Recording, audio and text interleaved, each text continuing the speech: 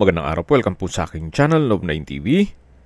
Patalasasan po, meron po ba kayong mga properties na napapabayaan or non-performing assets?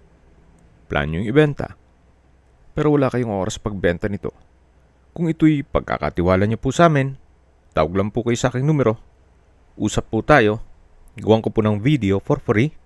Yes, libre po, wala po kayong babayaran. Tutulungan pa namin kayong mabenta ang inyong property. Kami na po bala sa marketing, sa boosting or paid ads. Even sa tripping, hindi na po kayo mapapagod sa pag-entertain ng mga buyers. Kami na po bala sa lahat. Tawag lang po kayo.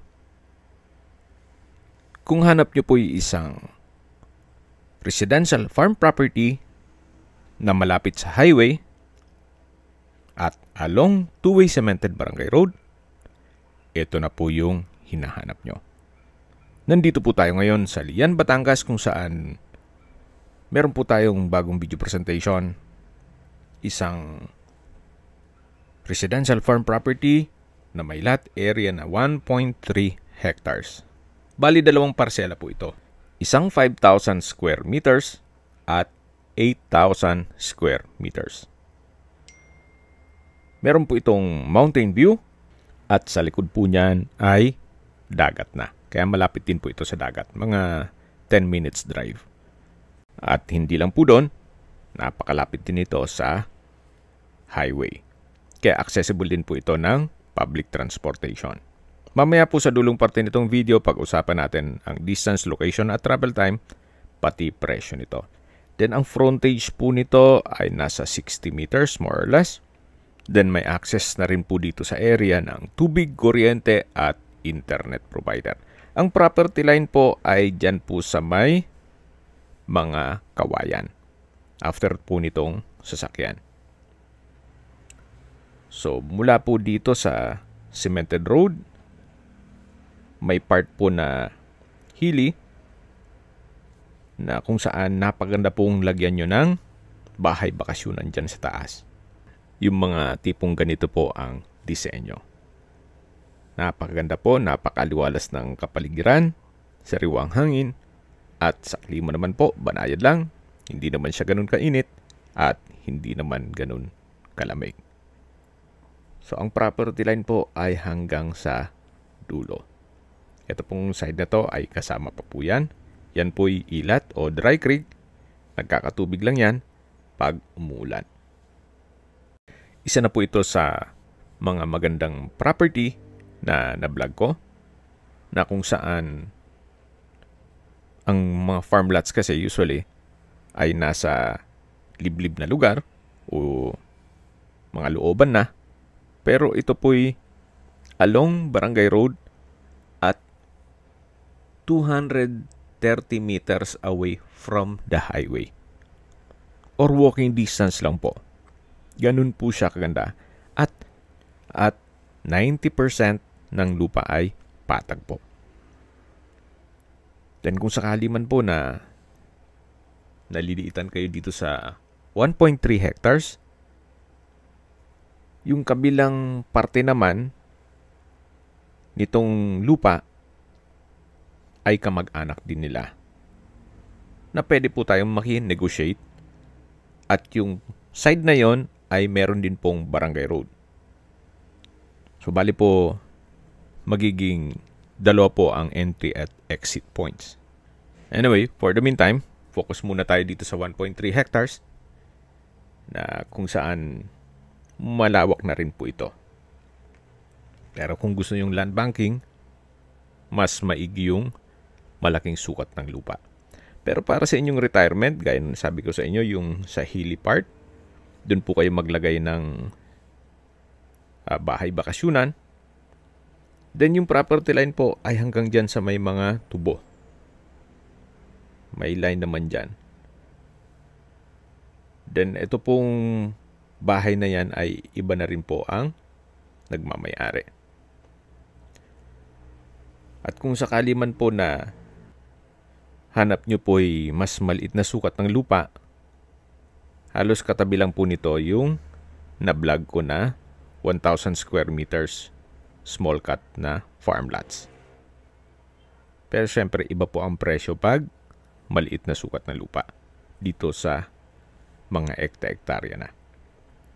Nasa dulong parte na po tayo ng property kung saan matatanong natin yung sakyan. Dun po yung cemented barangay road.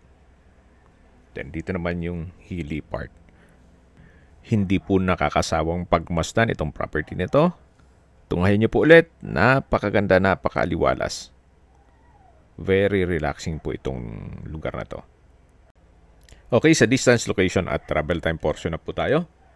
Mula po sa Calatagan-Lian Highway, ang distance is 230 meters or ang travel time is 1 minute. Mula naman po sa mga beach resort dito sa Lian, 10 minutes drive lang po. At mula naman po sa beach resort sa Matabungkay ay 9.5 kilometers at ang travel time is 22 minutes.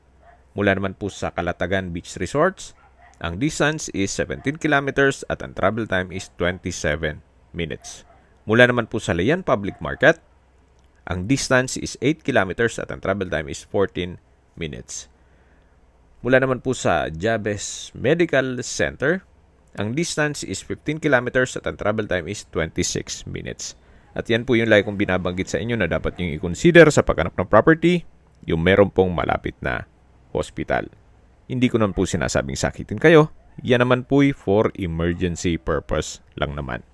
At mula naman po sa Tagaytay, ang distance is 47 kilometers at ang travel time is 1 hour and 30 minutes. Kung manggagaling naman po sa Manila o sa airport, ang distance is 98 kilometers at ang travel time is 3 hours. Okay, sa mga nag-skip po ng video, summarize ko lang po. Ito pong property ay nasa Lian, Batangas. May lot area po ito na 1.3 hectares at along cemented barangay road. May access na rin po dito ng tubig, kuryente at internet provider. Then, mula po dito sa property, walking distance lang hanggang highway. Kaya ito po'y accessible ng public transportation. May tubig, kuryente na rin po dito sa area, pati internet provider. Okay, sa presyo na po tayo. Binebenta po ito ni owner sa halagang 1,600 pesos per square meter net. Ibig pong sabihin, si buyer na po ang sasagot sa lahat ng taxes at expenses with regard to documentation. Kung may mga katanungan po kayo, tawag lang po kayo sa aking numero. At sa mga kababayan naman natin na sa ibang bansa, meron po akong Telegram. Sa mga iPhone user naman, may iMessage. Meron din pong Imo, Skype, Viber at WhatsApp. Same number lang po, 0917-316-3399. Sa mga nagtatanong naman po ng aming Facebook, meron po kaming Facebook page na Nov9TV at Facebook Real Video. Meron din pong TikTok at Instagram. May ibang YouTube channel po kami na The Nov9TV channel, Nov9TV Listings, Nov9TV On The Spot,